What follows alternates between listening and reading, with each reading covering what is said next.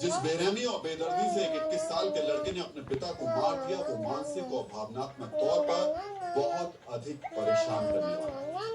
महात्मा गांधी ने जो कहा था कि परिवार ही पहला विद्यालय है जहां प्रेम, सेवा और त्याग की शिक्षा मिलती है, वो बिल्कुल झूठ जैसा लगने लगा। आप उस लड़के के खौफनाक कांड के बारे में सुनेंगे तो यकीनन आप भी बहुत परेशान होंगे।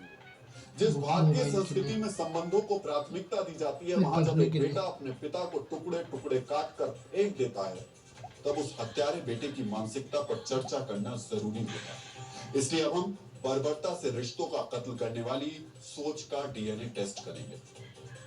मित्रों, तैतरीय उपनिषद में लिखा है कि माता पिता को देव तुल्य मानना चाहिए, लेकिन लखनऊ के 21 साल के अक्षत ने इस सूत्र को ही शत विशक्त कर दिया। लखनऊ के आशियाना इलाके में मानवेंद्र सिंह का परिवार रहता है। उन्हीं का बेटा है अक्षत प्रताप सिंह। 20 फरवरी को अक्षत ने 50 साल के अपने पिता मानवेंद्र सिंह की गोली मारकर हत्या कर दी। अपने घर की तीसरी मंजिल पर पिता को गोली मारी और फिर शव को घसीटकर ग्राउंड फ्लोर पर लाया। नीचे एक खाली कमरे में ले जाकर अपने पिता के शव को टुकड़ों टुकड़ों में काट डाला। हाथ, पैर और दूसरे हिस्से को अलग किया और उन टुकड़ों को कार में भरकर वो सदरौना के जंगलों में फेंक आया। बाकी बचे धड़ को उसने एक बड़े नीले ड्रम में भरकर घर के एक खाली कमरे में छिपा दिया। बॉडी को जलाने के लिए भी उसने 10 लीटर तेल खरीद रखा था। और सुनिए, अक्षत ने खुद पुलिस स्टेशन में जाकर पिता की गुमशुदगी की रिपोर्ट लिखवाई और पुलिस को गुमराह करने की जितनी तरकीबें आजमा सकता था वो आजमा ली। पहले गुम होने की बात कही, फिर कहा पिता दिल्ली गए, फिर कहा खुदकुशी कर ली। आखिर में जब घर में दुर्गंध फैलने लगी और पुलिस ने सख्ती की, तब जाकर 11वीं में पढ़ने वाली अपनी छोटी बहन के सामने पिता को मारा।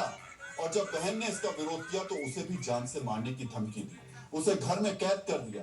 इस दर्दनाक और खौफनाक हत्याकांड के पीछे कुछ अलग अलग कारण बताए जा रहे हैं। मानवेंद्र के रिश्तेदारों का कहना है कि 5 साल पहले अक्षत की मां ने खुदकुशी कर ली थी, तब से पिता के साथ उसकी अनबन चल रही थी। दूसरा कारण यह बताया जा रहा है कि 1 महीना पहले अक्षत ने अपने घर से बेशकीमती आभूषणों की चोरी कर ली थी, जिसके बाद से मानवेंद्र सिंह बेटे पर कड़ी नजर रख रहे थे।